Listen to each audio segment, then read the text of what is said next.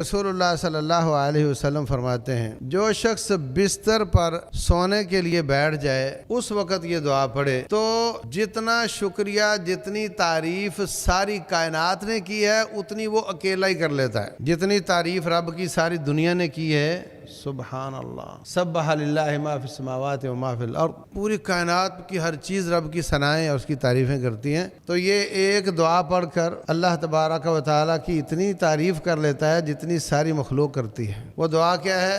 الحمدللہ الذی کفانی و آوانی، الحمدللہ الذی اطعمنی و سقانی، الحمدللہ الذی من علی و افضل، اللہم انی اسألک بعزتک ان تنجینی من النار. آسان دعا ہے بالکل. اس کو لکھ کر اپنے بیڈ روم میں لگا دو، بچوں کو کہو کہ یہ پڑھ کر سوئیں، خود بھی پڑھو، اس کو زبانی یاد کرو. Thanks for watching. Don't forget to like, comment, share and subscribe to Jazakallah.